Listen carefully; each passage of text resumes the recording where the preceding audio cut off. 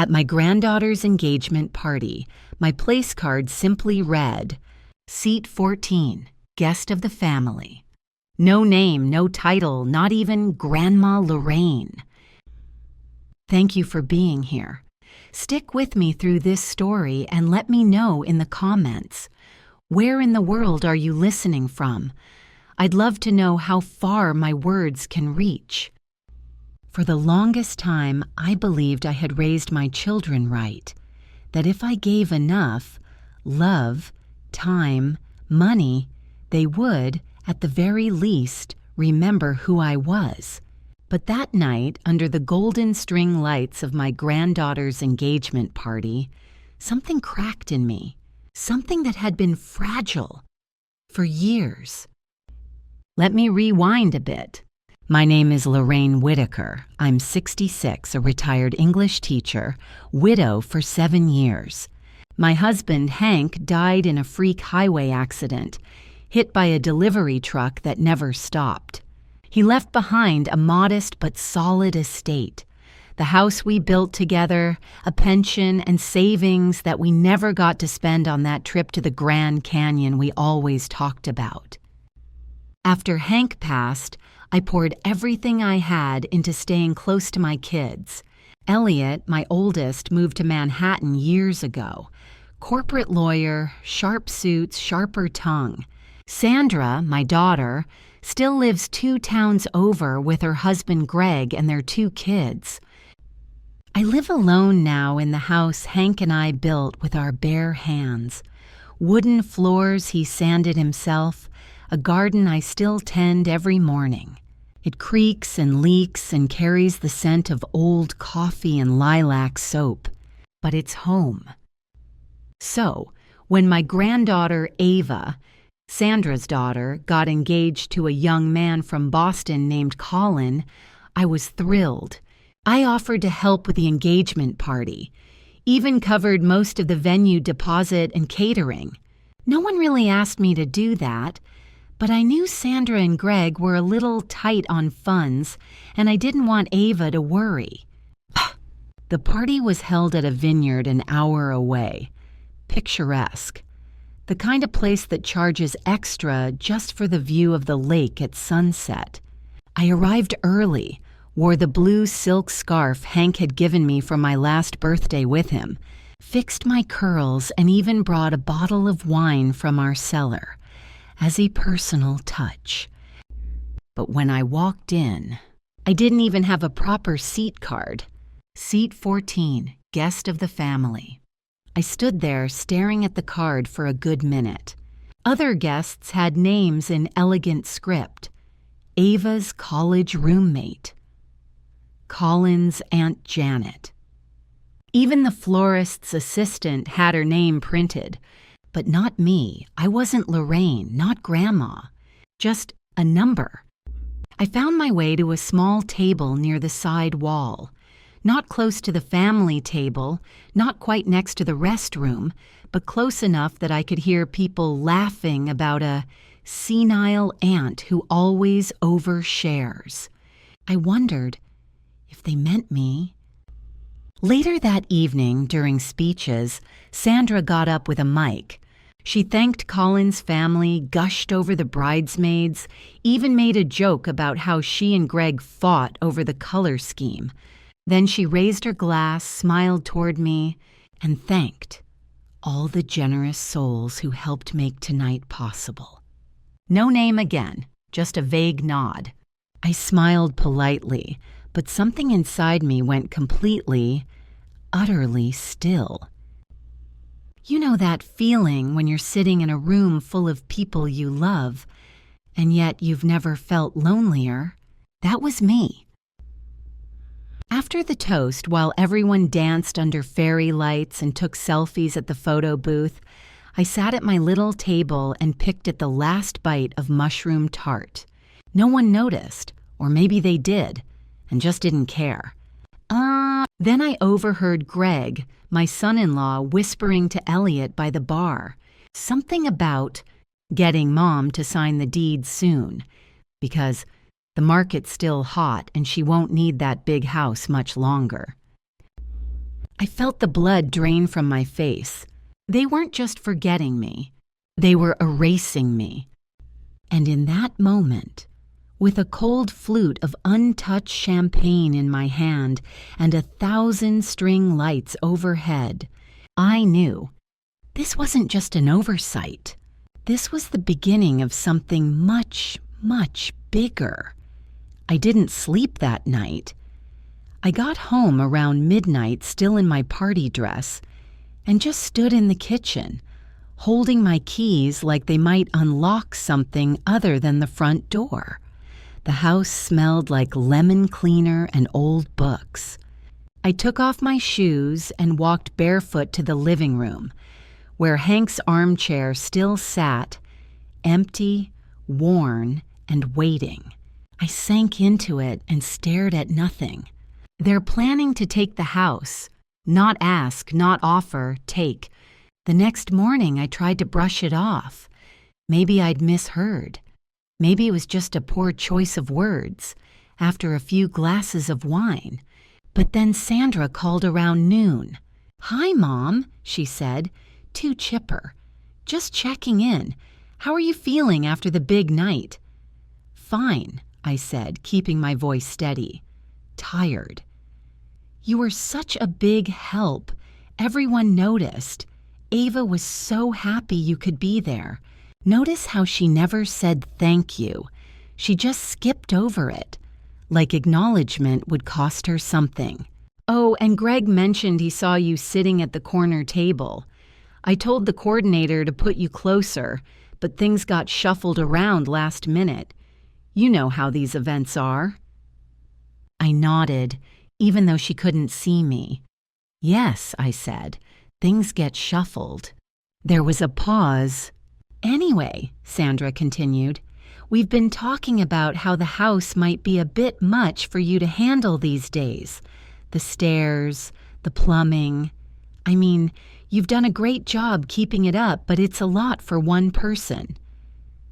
I said nothing. She filled the silence, like she always does. "There's this beautiful retirement community near Willow Lake, Sunrise Grove. They have yoga classes and movie nights, even a little garden patch you could use. I know it's a big change, but it might be freeing." I looked out the window at my garden, the rosemary Hank planted when I was sick one winter, the bird bath we picked out at a flea market in Maine, the fence Greg never helped repair. "I'm not moving," I said softly. Another pause. "Well, just think about it. Greg's friend knows a realtor who can get top dollar for the property. If we act quickly, you could have more than enough to settle into Sunrise comfortably. And of course, we'd help handle the paperwork." The paperwork, that was code for control. I hung up soon after, claiming I had tea boiling. I didn't, but I needed to breathe, needed to scream. But instead, I just stood in the hallway, hands shaking, staring at the family portrait from 15 years ago. Everyone smiling, me in the middle, Hank's arm around my waist, Sandra with her head on my shoulder, Elliot holding baby Ava like a trophy. What happened to that? The next few days were quiet, but not peaceful. Elliot called from New York. "Hey, Ma, heard from Sandy you were being a little stubborn about the move." "A little stubborn." "I like my home," I said. "I get it," he replied. "But come on, it's time. Do you really want to spend winters alone, shoveling snow off the porch? You're not 40 anymore." "No," I said. "I'm not. I'm 66, and I'm not stupid either." He laughed like I'd told a joke. "No one's saying that. We just want what's best for you. Trust me, you'll thank us later." But I didn't trust him. Not anymore. That weekend, Ava came over, unexpectedly. She brought coffee and muffins, said she just wanted to hang out. But I knew better. We sat on the porch swing, the October leaves swirling around us like little dancers. "I'm sorry about the seating," she blurted after 10 minutes of silence. "I told Mom I wanted you up front. She said you preferred to be out of the spotlight." That was a lie. And your name on the card. That was the planner's fault. She didn't know what to write because, well, Mom filled out the guest list. My heart hurt for her, for the way she twisted herself into knots to excuse things she didn't do. "It's all right, honey," I said. "You looked beautiful that night." She reached into her bag and pulled out a stack of envelopes. "Mom said you'd help us with the honeymoon." There it was. "I haven't decided," I said. Her face fell. "Oh, she said it was already confirmed. Colin's parents are pitching in too, but we were hoping to book Bali by next week for the early bird rates." Bali! I never made it to the Grand Canyon. But sure, my money should send someone else halfway around the world. I handed the envelopes back to her. "I'll think about it." That night, I took out a yellow notepad from Hank's old desk drawer. I wrote down everything I remembered, from the party, from the phone calls, from the porch swing. I didn't know why at first, but deep down, I think I already understood. I was no longer a part of their family plan. I was the obstacle they needed to manage, and something inside me began to shift. Not out of revenge, not out of pride, but out of the sheer, stubborn refusal to disappear quietly. I'd always thought the first crack in a family came like thunder, loud, unavoidable. But the truth, it's more like a drip from a leaky faucet, quiet, repetitive, and only noticed when the floor's already rotted. I spent the weekend alone. I canceled my church group on Sunday, skipped my watercolor class, just sat at the kitchen table flipping through old family albums, with a cup of cold coffee in one hand and a pencil in the other. On the margins of each photo, I wrote down what I remembered. This was the trip to Maine where Elliot spent the whole time on his phone. Sandra borrowed money for Ava's tuition a week after this was taken. Greg forgot my birthday this year. It wasn't bitterness, it was evidence. Like a teacher grading essays with red ink, I was finally marking the parts of my life that didn't make sense, until I looked closer. Oh! By Monday morning, I had 3 pages of notes and one name written in bold across the top. Daniel Forrester. Daniel was my late husband Hank's attorney and friend, a calm, soft-spoken man with a trimmed beard and a voice like warm leather. We hadn't spoken since Hank's estate was settled, but I still had his number, written in Hank's old handwriting, tucked into the back of our wedding album. I called. "Lorraine Whitaker," he said, surprised. "It's been a while. I need to see you," I said, privately. He didn't ask questions, just gave me a time. I dressed carefully, nothing too flashy. Just a burgundy sweater Hank had once said brought out the red in my cheeks, and the same sensible shoes I wore to his funeral. Daniel's office hadn't changed. Same mahogany desk, same photo of his golden retriever, Daisy, still propped next to a bust of Lincoln. He listened without interrupting as I told him everything. The place card, the brochure for Sunrise Grove, the whispered plans to sell my home, the honeymoon request, like it was an invoice. When I finished, he leaned back in his chair and let out a long breath. "I was hoping this wouldn't happen," he said finally. "Hoping what wouldn't happen?" I asked. Daniel reached into the bottom drawer of his filing cabinet and pulled out a thick manila envelope. He set it gently on the desk, like it contained something breakable. Hank added a sealed addendum to his will 6 months before he died, Daniel explained. He told me not to show it to you unless I felt you were being manipulated. I stared at the envelope. He knew this would happen. He didn't want it to, Daniel said, but he knew your generosity would be taken for granted. He always said you saw the best in people, even when they didn't deserve it. My hands trembled as I opened the document. Legal language, clauses, signatures. But the meaning was painfully clear.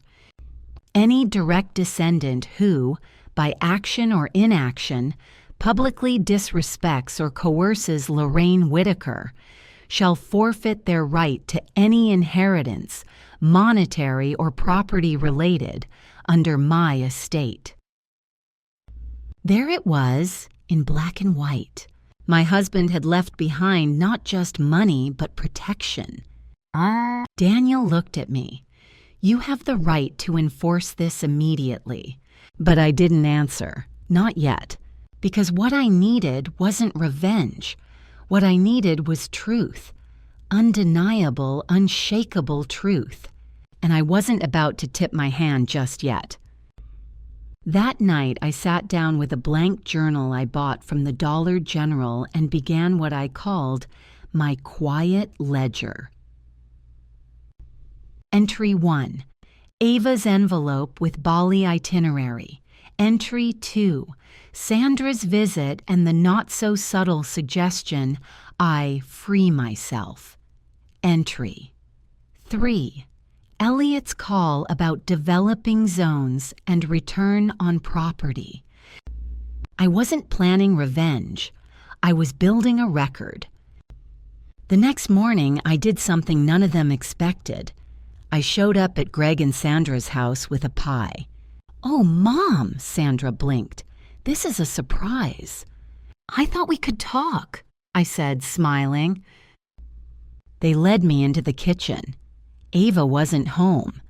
Greg was working on his laptop, but closed it the second he saw me. Probably thought I'd finally come to sign something. "Oh." I placed the pie on the counter. Pumpkin, Hank's favorite. We sat. I let them talk. About the rising cost of groceries, about Ava's wedding planning stress, about how I seemed a bit off lately. And then casually, Greg slid a folder across the table. "Just some preliminary numbers from a realtor friend," he said. "Nothing binding, just something to think about." I smiled and picked it up. Oh, this is very thorough. Inside were market projections, suggested listing prices, even a mock-up ad with the phrase, "Ideal for investors. Seller is eager." Oh, seller is eager? Not even close.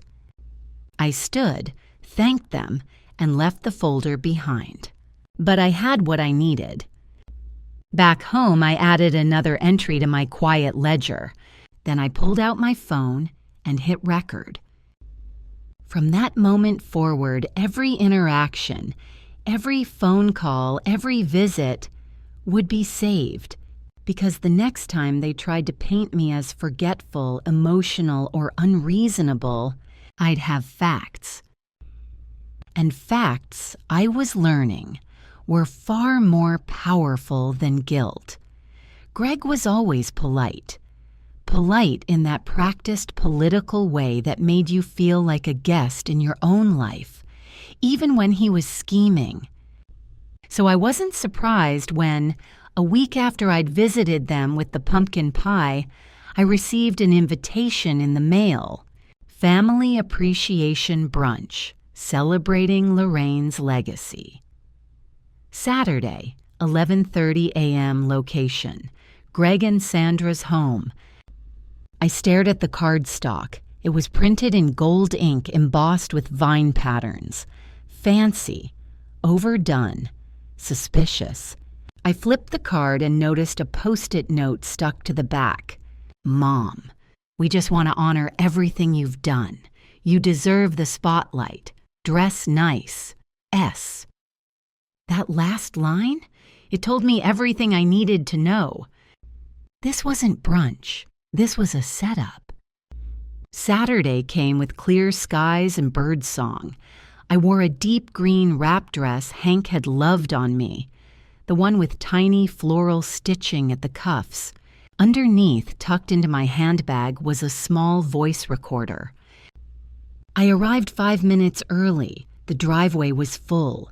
I recognized Ava's car, Elliot's SUV, even Colin's beat-up Jeep. When I stepped inside, the smell of cinnamon rolls and bacon hit me hard. For a moment, I almost softened. But then I saw Sandra, wearing pearls, and Greg, beaming like a real estate agent who just closed escrow. They greeted me with kisses on the cheek and overcompensated small talk. Then Sandra handed me a mimosa. "Let's get comfortable, Mom. We have something special planned." I took the glass but didn't sip. The living room had been arranged like a presentation hall. Chairs in neat rows, a TV screen at the front, and on the sideboard, a stack of documents. Elliot stood near them, flipping through pages. I saw legal print, charts, diagrams.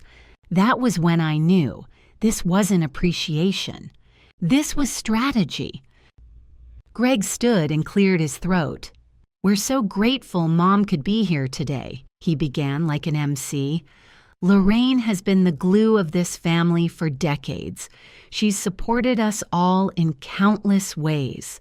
Financially, emotionally, spiritually." I nearly rolled my eyes. Sandra took over next. But as time goes on, life changes. And with those changes come opportunities to make sure Mom's legacy is protected and preserved. There it is, the keyword, legacy. Behind her, the TV screen lit up with a slideshow, photos of me, smiling at Ava's graduation, holding baby Michael, planting tulips in the garden. Then a title appeared in bold font, "The Whitaker Property Trust, a multi-generational investment." I froze. Greg stepped up again. "We've worked with a financial planner to put together a vision, one where Mom's house isn't just a memory, but a tool that can benefit her and us for years to come." They launched into a full pitch. Elliot projected ROI estimates. Sandra spoke about emotional relief. Greg cited early transfer advantages and equity conversion while preserving dignity. They were trying to make it sound like a gift, a win-win, but I knew a transfer of deed when I saw one. Then Elliot brought out the final slide. Draft, durable power of attorney and property, co-ownership agreement. "Just something for you to look at, Mom," he said, smiling too hard. "Nothing binding." I scanned the room. Ava looked confused. Colin stared at his lap. Michael, the only one who hadn't spoken, sat stiffly at the back, arms crossed. I reached into my bag slowly and clicked the recorder without anyone noticing. Then I stood up. "May I say something?" I asked, voice calm. They looked pleased. Sandra nodded. "Of course." I walked to the front of the room, right past the projector, and stood between my own smiling pictures. "First of all," I began, "thank you for brunch." A few polite chuckles. "But I want to be clear. I'm not confused. I know exactly what this is." The air shifted. "I know that when you say legacy, you mean control. When you say security, you mean signatures. And when you say family trust, you don't mean trust at all." Sandra's face stiffened. "Mom, we're just trying to help you transition." "Into where?" I cut in. "Sunrise Grove? A 2-room apartment overlooking a parking lot?" Greg stepped forward. It's not like that. We just think—" "I'm still allowed to think too, you know," I said, more firmly now. "And I think you've mistaken my kindness for weakness." Elliot sighed and picked up the folder. "No one's forcing you, Ma. But decisions like this don't make themselves. And frankly, you're not getting any younger." That stung. Not because it wasn't true, but because he used it like a blade. Then Greg added, "And we need to act before the housing market shifts again." There it was, the urgency, the motive. Ava stood up. "Wait, are we really doing this now?" Sandra snapped. "Ava, sit down. This is grown-up conversation." "No," I said quietly, staring at my daughter. "It's a power play." I stepped to the table, closed the folder slowly, and looked up. "This house is not a strategy. It's my home, my life, my memories. And unless one of you can point to a single instance where I said I couldn't manage it myself, this meeting is over." Greg tried to protest, "But we brought a notary. Then I suggest she enjoys some quiche before heading out." Silence. Then Michael stood, walked straight toward me. "I'll walk you to your car, Grandma." As we stepped outside into the sunlight, I felt a breeze hit my cheek. Not cold, just clean. Michael didn't say much, but before I opened the driver door, he touched my arm. "I had no idea they were planning all this. I'm sorry." I looked into his eyes, so much like Hank's. "You didn't have to say anything," I said. "You walked with me. That's enough." He nodded, but next time I won't stay quiet. I drove home with the windows cracked just enough to feel the fall air. In my purse, the voice recorder still blinked red. And I knew then, clear as day, they thought they'd cornered me, but all they did was give me more rope to pull myself out of the hole they'd tried to dig. 3 days after the brunch, I got a call from Sandra. "Mom," she began, her voice light, almost sweet. "We're thinking of hosting a small family dinner this Sunday. Just us, casual, no presentations, I promise." I smiled into the phone. "Sounds nice," I said. "What should I bring?" "Just yourself," she replied quickly. "Oh, and maybe the property documents." Greg wanted to go over one detail again, just informally. There it was, the second wave. Oh, I told her I'd be there. But this time, I brought more than a voice recorder. Sunday evening, the house was warm, filled with the scent of beef stew and the hum of jazz from Greg's Bluetooth speaker. Everything looked casual, cozy, perfectly staged. But the tension? You could slice it with a butter knife. We sat down for dinner. Greg offered a toast. To family. Elliot nodded along, already glancing toward the briefcase beside his chair. Ava and Colin were quieter than usual. Michael? He kept his eyes on me. The meal moved quickly. No one really tasted anything. After dessert, store-bought pie this time, no heart in it, Greg cleared his throat. "So, Lorraine, about the paperwork from last week, just a few clarifications." I reached into my purse, pulled out a folder, and placed it gently on the table. Everyone leaned in. But instead of legal documents, what they saw were photographs. Printed stills from a hidden camera I'd placed in my kitchen after the brunch. One showed Greg holding a manila envelope and whispering to Elliot while I was in the bathroom. Another showed Sandra flipping through my mail. The third, a transcript printed from the voice recorder of their entire family appreciation pitch. I looked at them one by one. "You wanted clarity?" I said calmly. "Let me help." Sandra's face blanched. "Mom, what is this?" "Insurance," I replied. "For someone you all thought was too old, too soft, and too easy to manipulate." Elliot stood up. "This is invasion of privacy." I cut in. "So is forging my name on a deed you never even gave me to read." Greg's eyes widened. "We never forged." "Oh, you didn't," I said. "But you planned to. And thanks to my voice recorder, I have that on tape, along with Greg's brilliant phrase, 'If we wait too long, she'll start asking real questions.'" Michael couldn't hide his smirk. Ava looked horrified. Sandra put down her wine glass with trembling fingers. "You recorded us," she whispered. "I protected myself," I said, "the way Hank would have wanted."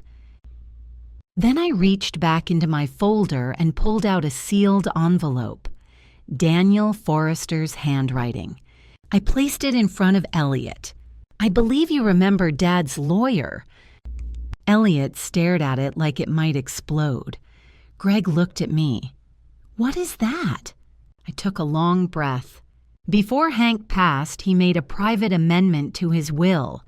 It was kept sealed unless someone treated me with public disrespect or coercion.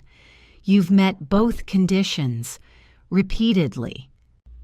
Sandra whispered, "That's not real. Dad would never."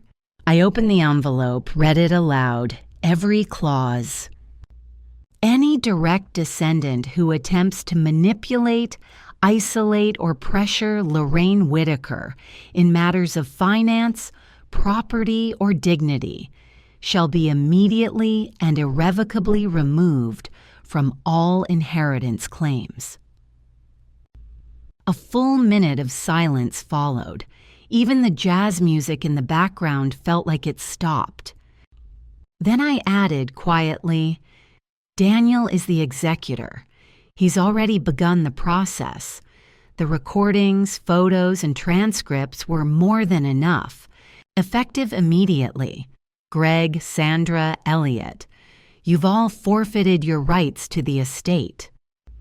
Elliot slammed his fist on the table. "You can't do this!"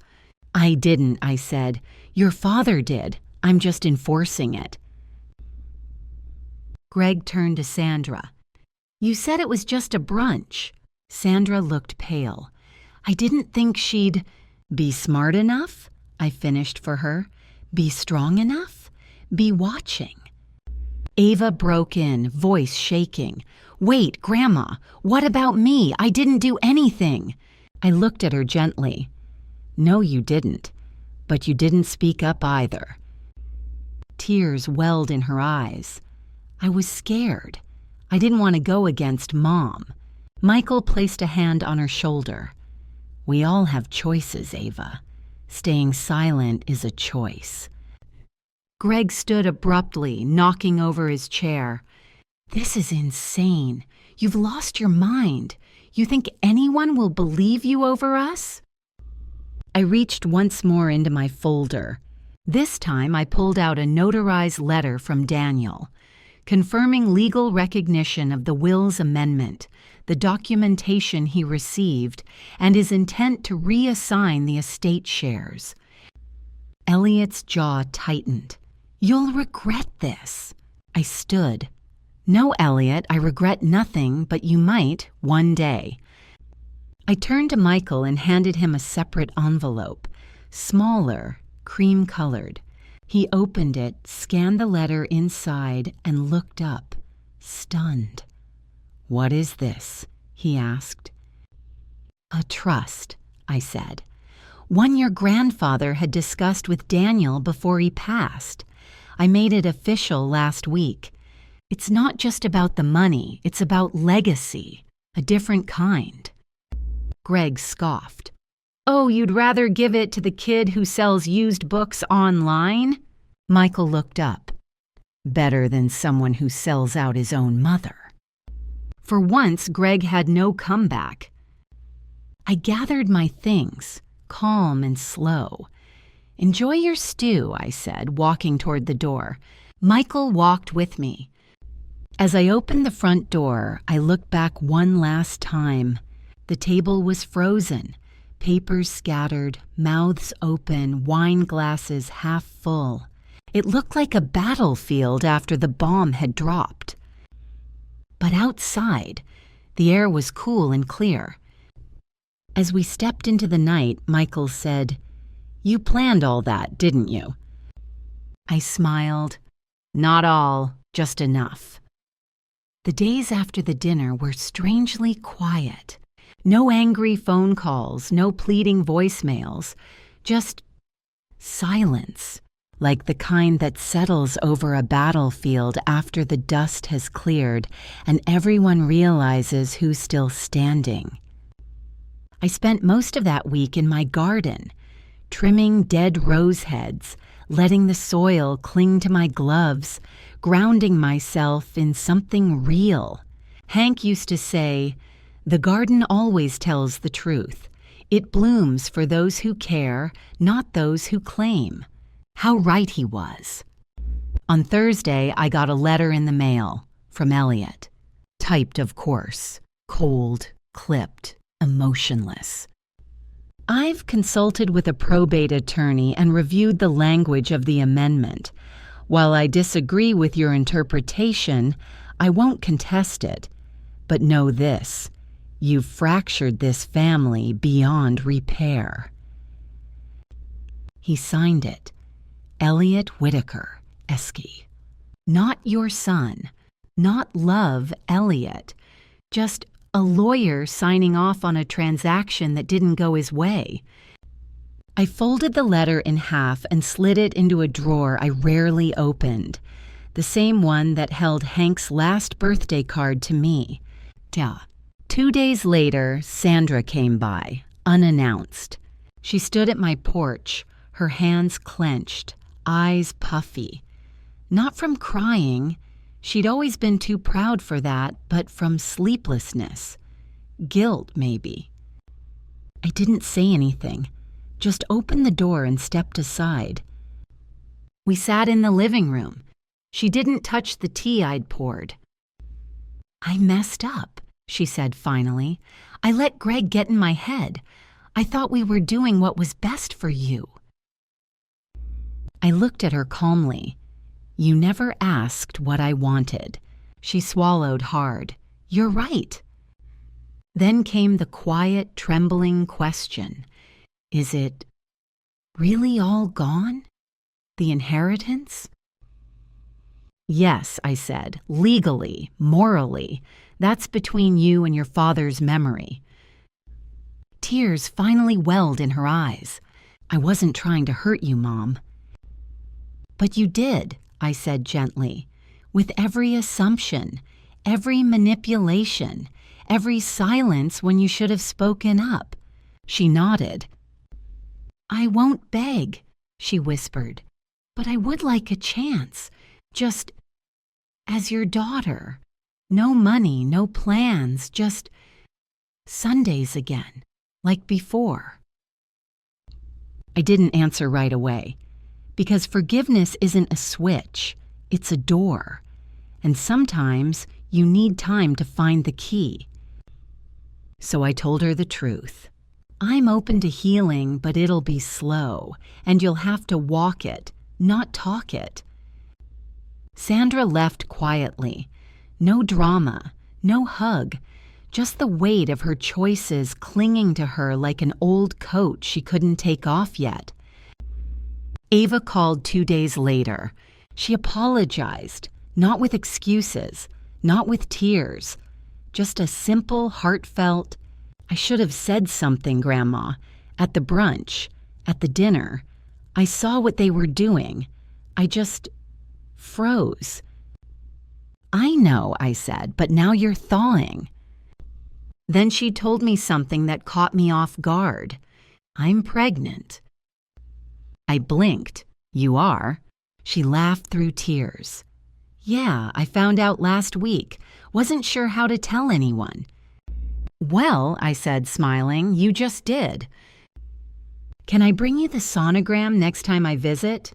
"I'd like that."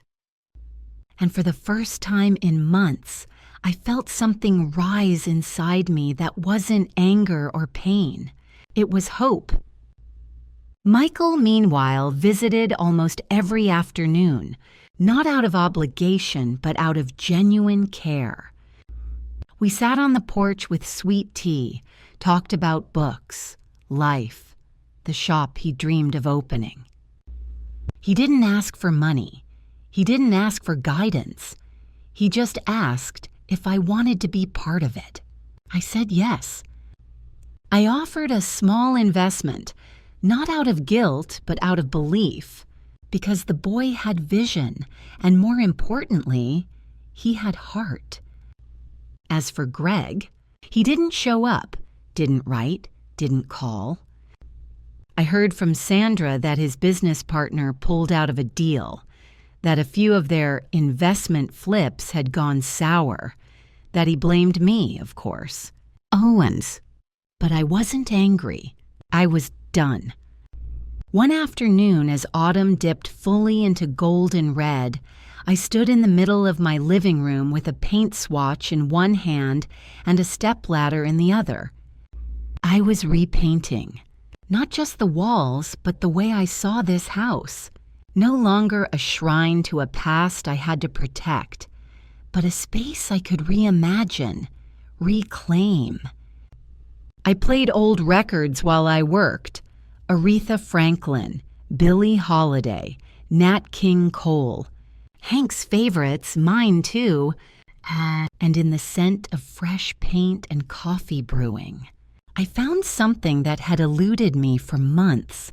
Peace. It's been a year. 1 year since the dinner table turned into a courtroom.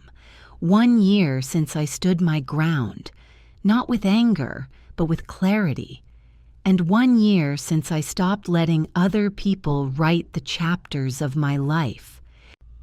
You'd be surprised how quickly a home heals once you stop defending it and start living in it. The guest room became an art studio.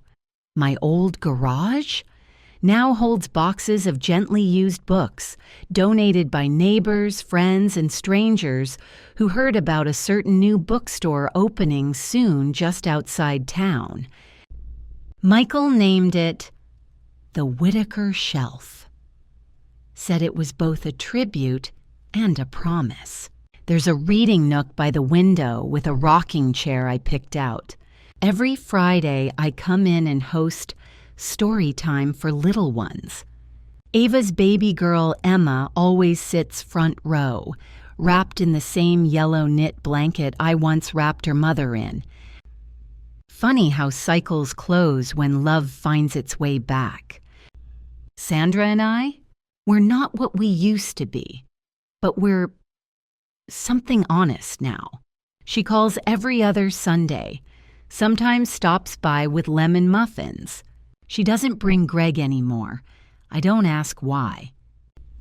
The last time she visited, she helped me pot new daisies along the front walk. Her hands trembled a little, not from age, but from learning how to be present again. We didn't talk about the past. We didn't have to. Elliot moved to Florida, took a position at a law firm that doesn't concern itself with family drama, as he once put it in an email. I haven't heard from him since Christmas. He sent a card, no return address, just 3 words. Hope you're well. I am. As for me, I took a class at the community college, Creative Expression Through Memoir. The instructor, Carla, told me I have an emotionally honest voice. I laughed at that, maybe because I spent most of my life keeping my voice low, polite, and small. Not anymore. Now I write every morning, not for publishing, not for praise, just to remember, and to remind myself that the stories I tell myself are the ones that shape the life I live. Last weekend, I hosted a little garden gathering. Nothing fancy, just tea, Homemade scones and a few mismatched chairs under the pear tree Hank planted on our 30th anniversary. Michael brought Emma and a bouquet of sunflowers. Ava arrived with Colin, holding a stack of new books for the store. Sandra came late but brought a small frame. Inside was a photo I hadn't seen in years. Me and Hank, arms around each other, laughing in the rain. She didn't say a word, just placed it on the table and kissed my cheek. That night I sat in the armchair by the fireplace, Hank's old seat now reupholstered in navy velvet. I held the photo in my lap, looked into the past. Then I looked around the room, different furniture, new colors, but still my home, still my story. And for the first time in a long, long while, I felt full. Because here's what I've learned, in case you need to hear it too. You can pour love into people for years, but if they see you as a faucet, they'll never see your heart. You can keep the peace for decades, but sometimes peace looks like setting a boundary and letting the chips fall. Forgiveness isn't weakness, but forgetting who you are to please others, that's a kind of slow death. I'm 67 now, and I've never felt more alive. So if you're out there, watching this, listening, wondering if you're allowed to take back your power, let me be the one to tell you, you are. And it's never too late to choose yourself.